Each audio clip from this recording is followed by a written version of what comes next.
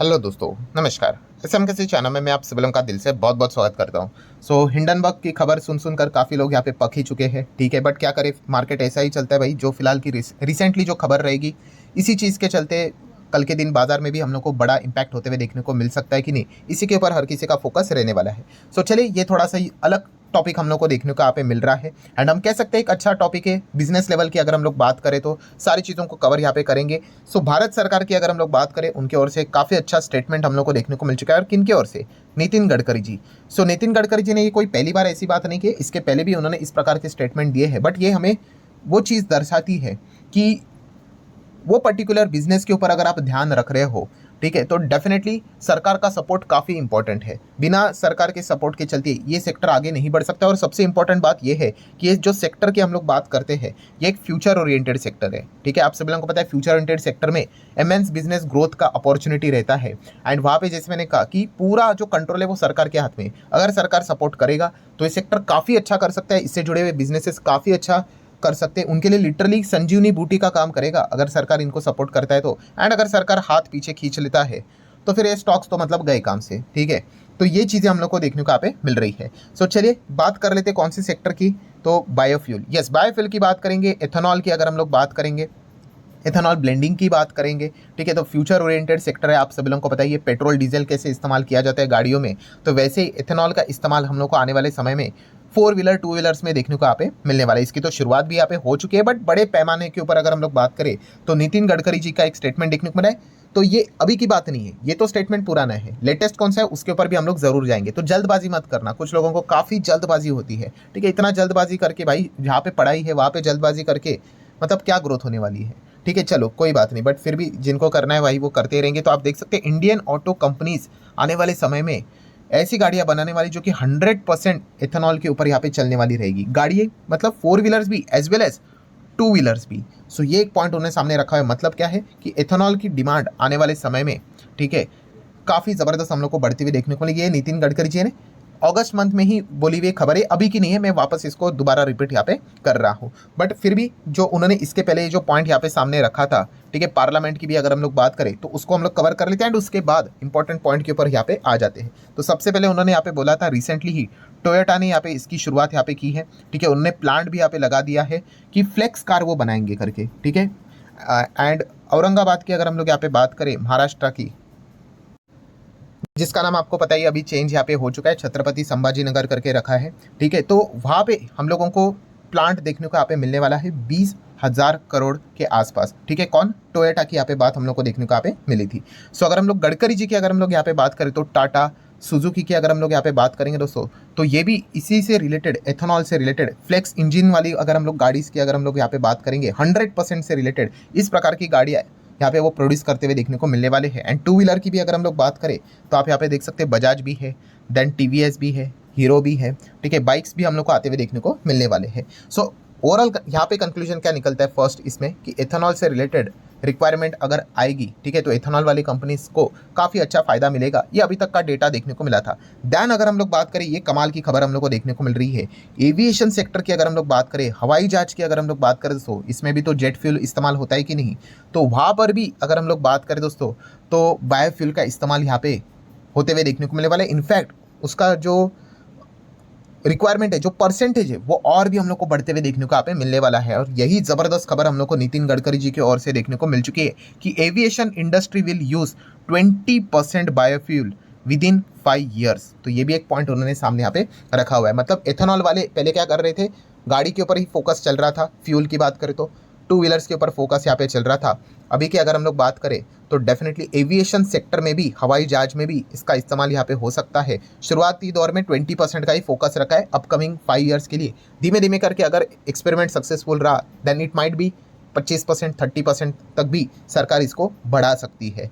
जैसे मैंने अभी आप लोगों को यहाँ पे बताया कि ओवरऑल इसका मतलब जो कंक्लूजन निकल कर आ रहा है वो यही निकल कर आ रहा है कि एथेनॉल का रिक्वायरमेंट इसी तरह से अगर सरकार सपोर्ट करी तो यहाँ पे ज़बरदस्त तरीके से इसका डिमांड बढ़ते हुए देखने को यहाँ पे मिलेगा। एंड आप यही देख सकते हो कि नितिन गडकरी जी ने ये भी कहा है कि हमारे जो फार्मर है, नो डाउट अन्नदाता तो है ही, ठीक है, उसी के साथ साथ वो ऊर्जादाता भी हम लोग को देखने को मिल रहे हैं। और अभी ऊर्जादाता ही नहीं, आने वाले समय में अभी हम लोगों को क्या देखने को मिल रहा है, इनफैक्ट अभी शुरुआत भी हो चुकी है कि वो हवा की अगर हम लोग यहाँ पे बात करें, हवा ईंधन दाता मतलब एयर फ्यूल की बात करें, जो अभी मैंने आप लोगों को बताया, उससे रिलेटेड भी अभी देखा गया तो फार्मर का ही कंट्रीब्यूशन बड़े स्तर के ऊपर हम लोग को देखने को यहाँ पे मिलने वाला है। सो इसी चीज़ के चलते दोस्तों एथेनॉल वाली कंपनीज को आप क्या कर सकते हो, अपने साइड से यहाँ पे स्टडी यहाँ पे ज़रूर कर सकते हो। तो कौन से स्टॉक्स को, कौन से शेयर्स को हम लोगों ने यहाँ पे स्टडी यहाँ पे करना चाहिए, तो उसी के बारे में बात हम लोग इस वीडियो में अभी आगे यहाँ पे करने वाले। बट सबसे पहले डिस्क्लेमर रहेगा, कोई रिकमेंडेशन यहाँ पे नहीं है, ठीक है। ऐसे काफ़ी सारे चीज़ें हम लोग बार बार स्टडी पर्पस के लिए कवर यहाँ पे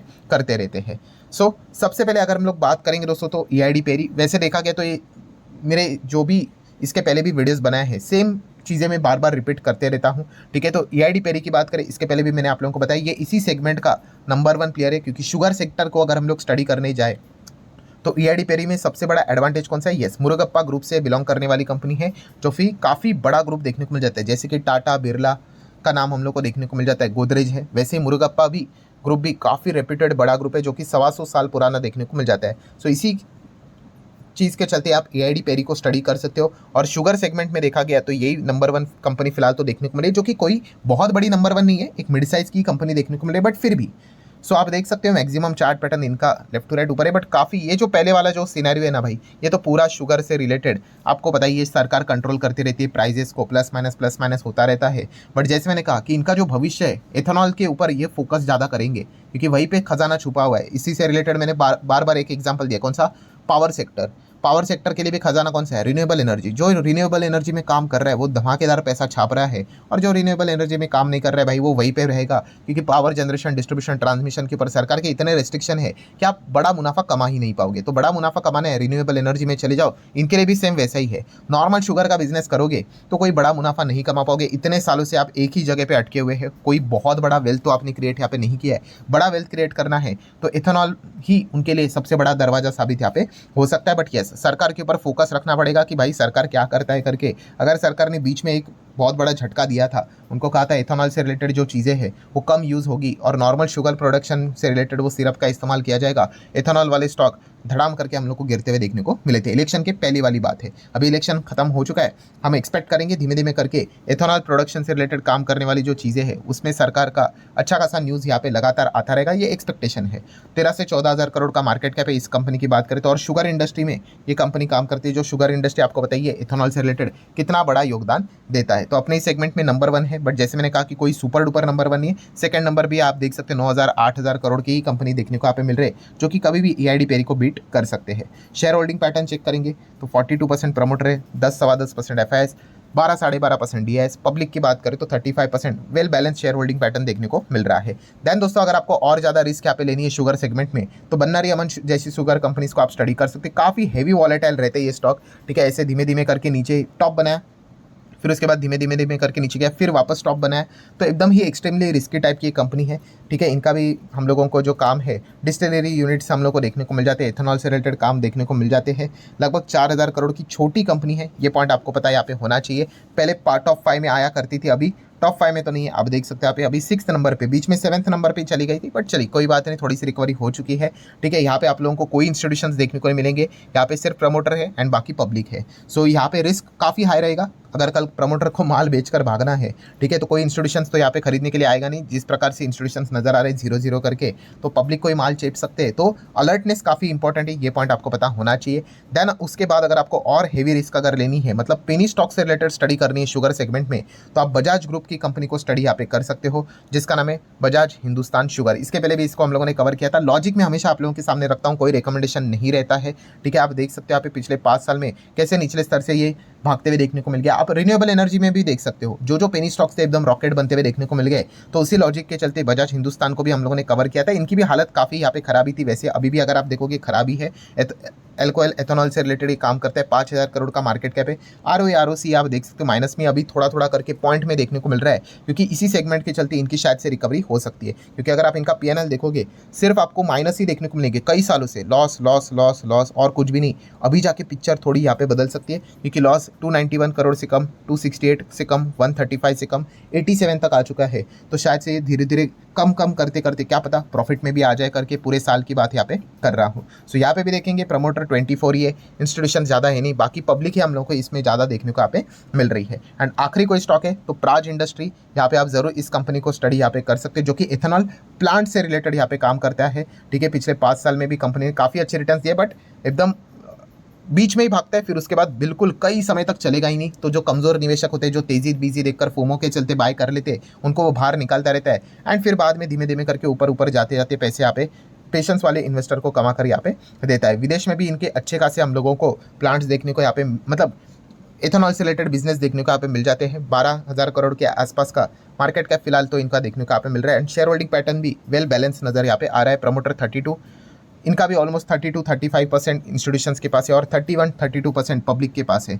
सो अगेन वीडियो क्लोज करने से पहले कहना चाहूँगा, जो भी स्टॉक्स थे वो सिर्फ एजुकेशनल पर्पज से रिलेटेड थे, कोई रिकमेंडेशन यहाँ पे नहीं था बाय करो सेल करो होल्ड करो एवरेज करो करके। ठीक है, कल के दिन के बाजार में ऐसी कोई बात नहीं कि रॉकेट बनने वाले हैं करके। ठीक है, कल का बाजार थोड़ा एक अलग ही डायरेक्शन में एक खबर के चलते फोकस में रहने वाला है। ठीक है, बट लॉन्ग टर्म के रेंज की अगर हम लोग बात करें, खेल की बात करें, अगर सरकार इसी प्रकार से एथेनॉल को अगर बढ़ावा देता रहा तो ये एंड इसी सेगमेंट से काम करने वाले अन्य कंपनीज के लिए काफ़ी अच्छी खबर साबित हो सकती है। सो आशा करता हूँ वीडियो हेल्पफुल लगा होगा, तो चाहो तो थम्स अप दे सकते हो, लाइक एंड शेयर कर सकते हो। मिलते हैं नेक्स्ट वीडियो में, तब तक के लिए बाय बाय।